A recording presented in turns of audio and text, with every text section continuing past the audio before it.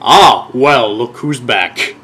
It seems that some of you will be happy, some of you will be quite upset. I personally don't care.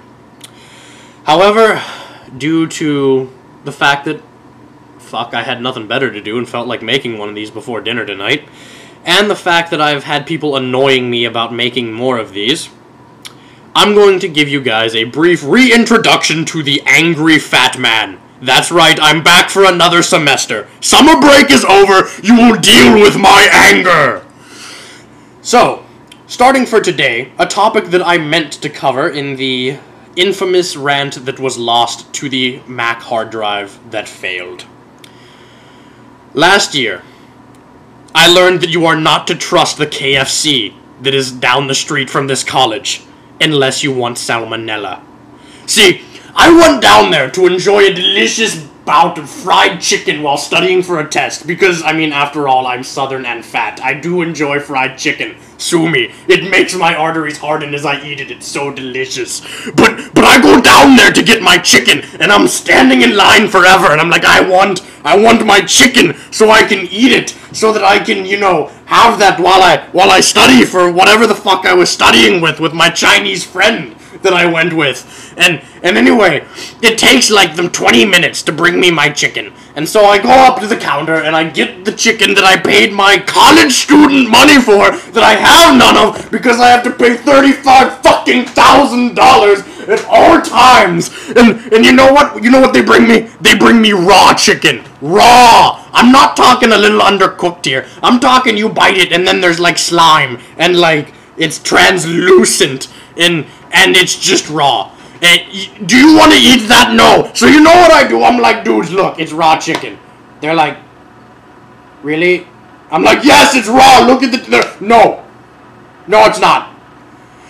Touch the chicken! The chicken is raw! And they're like, okay, we'll make you more chicken. So they go back, and they go, like, half an hour later, they're like, I has more chicken. This isn't burnt. This isn't raw, is it? They bring me out burnt chicken.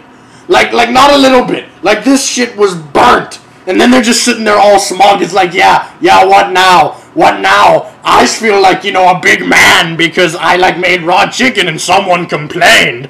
And now I showed them what happens when you complain. Well, you know what? Fuck you, KFC. I'm a fat man. Losing me as a customer, that hurts. That hurts. Let's see how it works for you. You will be getting no more of my delicious fat money. I'm going to Bojangles. They have better chicken anyway. Now, covering people who are idiots, since that's pretty much all I talk about anyway, let's talk about actually making good practical jokes, shall we, children? A good practical joke should be witty. It should be at least somewhat original. And, I mean, it should, have a purpose of laughing and achieve some kind of goal. But no, people around here, that just requires way too much intelligence to be able to actually figure out.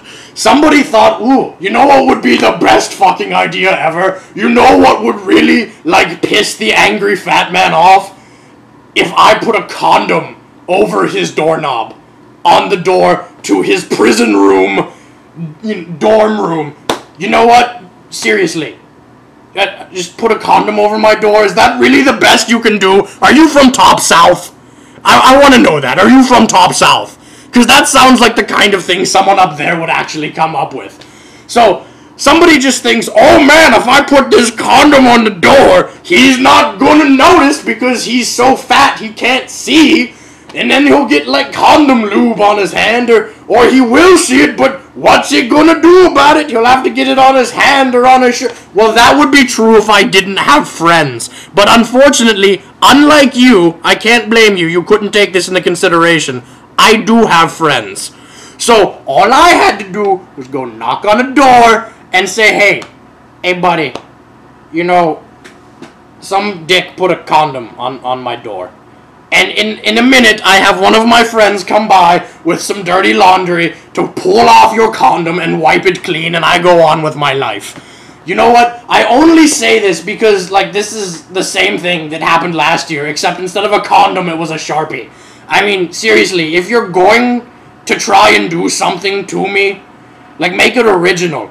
And even if this wasn't targeted specifically at me, just like some retard in the middle of the day was like, you know it'd be hilarious if I put a condom on some door somewhere. Try something that's a little funny. I mean, nobody's ever done that one before.